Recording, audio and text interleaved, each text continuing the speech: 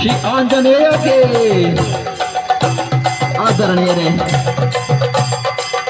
ಕೋಟಿ ಹಿಂದೂಗಳ ಆಶಯದಂತೆ ನಮ್ಮೆಲ್ಲರ ಒಂದು ತಲುಪಬೇಕು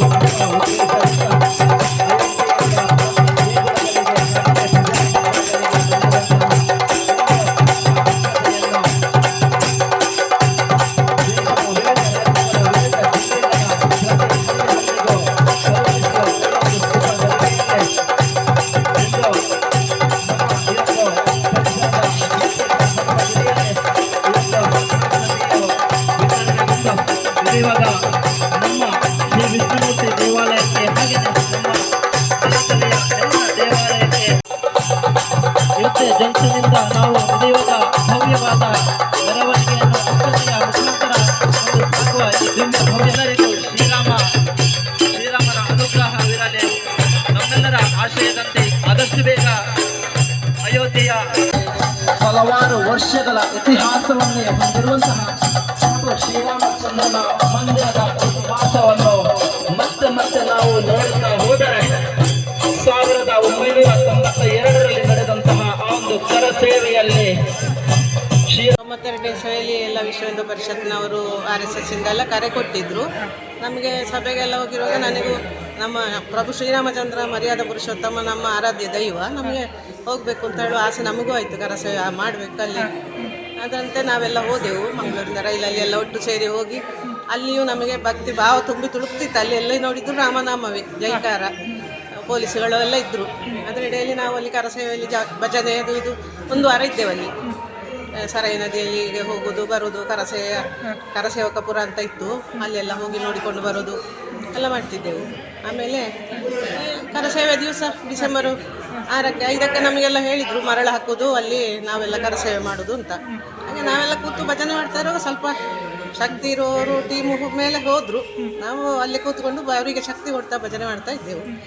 ಎಲ್ಲ ಇದಾದ ನಂತರ ಎಲ್ಲ ಇಟ್ಟಿಗೆ ಎಲ್ಲ ಸಾಗಿಸಿ ಅಲ್ಲಿ ರಾಮನನ್ನು ತಾತ್ಕಾಲಿಕವಾಗಿ ಒಂದು ಕುಳಿರಿಸಿ ಪ್ರತಿಷ್ಠೆ ಮಾಡಿದೆಯಲ್ಲ, ಅಲ್ಲಿ ನಾವು ಎಲ್ಲ ಹೋಗಿ ಚಿಟ್ಟಿಗೆ ಸಾಗಿಸಿ ಸ್ವಲ್ಪ ನಮ್ಮ ಪಾಲಿನ ಹಳ್ಳಿಲ್ಲ ಸೇವೆ ಮಾಡಿ ಬಂದಿದ್ದೇವೆ.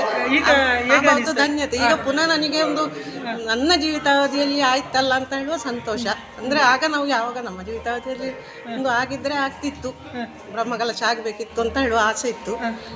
ಅಂದರೆ ಸುಮಾರು ಅನ್ಯಾಯಗಳು ನಡೀತಾ ಇತ್ತಲ್ಲ, ಹೇಗೆ ಆಗ್ತದ ಇಲ್ವ ಅಂತ ಹೇಳುವ ಒಂದು ಭಯವೂ ಇತ್ತು ಮನಸ್ಸಲ್ಲಿ.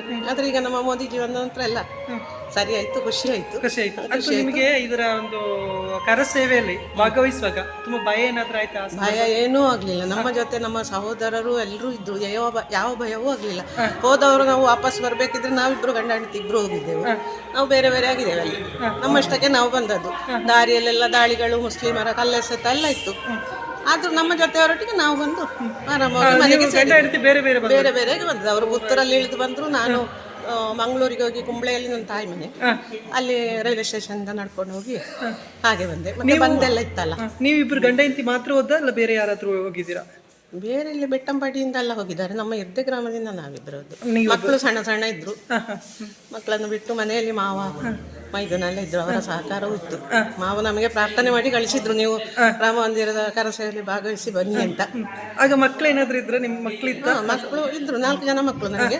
ದೊಡ್ಡ ಮಗ 9th ಅಲ್ಲಿದ್ದ, ಸಣ್ಣವಳು 2ನೇ ಕ್ಲಾಸ್ ಏನೋ ಇದ್ಲು. ಅವರನ್ನೆಲ್ಲ ಮನೆಯಲ್ಲಿ ಬಿಟ್ಟು ಹೋಗಿದ್ದೇವೆ. ಈ ಸಂದರ್ಭದಲ್ಲಿ ಈಗ ಮಕ್ಕಳು ನಿಮ್ಮನ್ನ ಕರಸೇವೆಗೆ ಹೋಗಿ ಅಂತ ಆ ಸಂದರ್ಭದಲ್ಲಿ ಹೇಳ್ತಾ ಇದ್ರ ಅಲ್ಲ ಏನ್ ಮಾಡ್ತಿದ್ರು? ಮಕ್ಕಳು ಹೋಗ್ಬೇಡ ಅಂತ ಯಾರು ಹೇಳಲಿಲ್ಲ.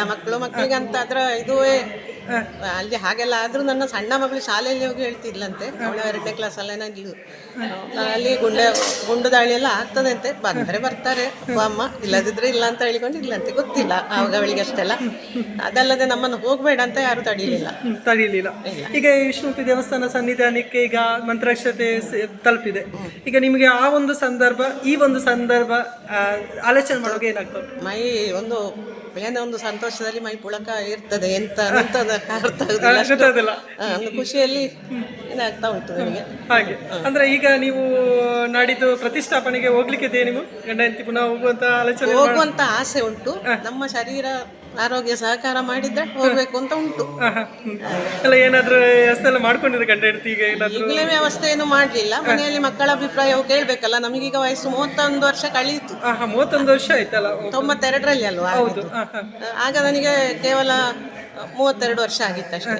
ಈಗ 63 ಆಯ್ತು. ಇನ್ನೀಗ ಮನೆಯಲ್ಲಿ ಮಕ್ಕಳ ಅಭಿಪ್ರಾಯ ಕೇಳಬೇಕು, ಹೋಗ್ಬೇಕು ಅಂತ ಆಸೆ ಮನಸ್ಸಲ್ಲಿ ಬೆಟ್ಟದಷ್ಟು ಉಂಟು. ಹೋಗ್ಬೇಕಂತ ಅಂತೂ ಶ್ರೀರಾಮನೇ ಕರೆಸಿಕೊಳ್ಬೇಕು. ಮತ್ತೆ ಮಹಾವಿಷ್ಣುಮೂರ್ತಿ ನಿಮ್ಮನ್ನ ಈ ಒಂದು ಕಳಿಸ್ಬೇಕು. ಅಲ್ಲಿಂದ ಶ್ರೀರಾಮ ಖಂಡಿತವಾಗಿ ನಿಮಗೆ ಈ ಒಂದು ಇದರ ಅನುಗ್ರಹ ಖಂಡಿತ ದೇವರಲ್ಲಿ ಸಿಗ್ತದೆ. ಒಂದು ಕಡೆ ನಿಮಗೆ ಖುಷಿ ಕೂಡ ಆಗ್ತಾ ಉಂಟು. ಅಂದ್ರೆ ಈಗ ನೀವು ಅಂದ್ಕೊಳ್ಳುವಂತ ಇಲ್ಲಿಂದ ಉತ್ತರ ಪ್ರದೇಶ ಹೋಗ್ಬೇಕಾದ್ರೆ ಅಷ್ಟೇನು ಕಡಿಮೆ ಜರ್ನಿ ಅಲ್ಲ, ಒಂದು 50 ಕಿಲೋಮೀಟರ್ 100 ಕಿಲೋಮೀಟರ್ ತುಂಬಾ 1000 ಕಿಲೋಮೀಟರ್ ದೂರ ಉಂಟು. ಹಾಗಿರುವಾಗ ಇದರ ಬಗ್ಗೆ ಒಂದು ಕೊನೆಯದಾಗಿ ತಾವು ಏನು ಹೇಳಿಕ್ಕೆ ಇಷ್ಟಪಡ್ತೀರಿ? ಅದು ಎಷ್ಟು ದೂರದ ಪ್ರಯಾಣ ಆದರೂ ನಮಗೆ ಈ ಪ್ರಯಾಣಕ್ಕೆ ಶ್ರೀರಾಮನೇ ಶಕ್ತಿ ಕೊಡ್ತಾನೆ. ಅಲ್ಲಿ ಹೋಗಿ ಸೇವೆ ಮಾಡಬೇಕು ಅಂತ ಹೇಳುವ ಆಸೆ ಉಂಟು. ಅಂದ್ರೆ ಈ ಒಂದು ಆಸೆ ನಿಮಗೆ ದೇವರು ಈಡೇರಲಿ, ಗಂಡ ಹೆಂಡತಿ ಇಬ್ಬರಿಗೂ ಪುನಃ ಒಂದು ದೇವರನ್ನ ನೋಡೋ ಒಂದು ಸೌಭಾಗ್ಯ ತಮಗೆ ಇದು ಮಾಡಲಿ. ಅದೇ ತರ ನಿಮ್ಮ ಆರೋಗ್ಯ ಕೂಡ ಚೆನ್ನಾಗಿರ್ಲಿ ಅಂತ ನಾನು ಹೇಳ್ತೇನೆ.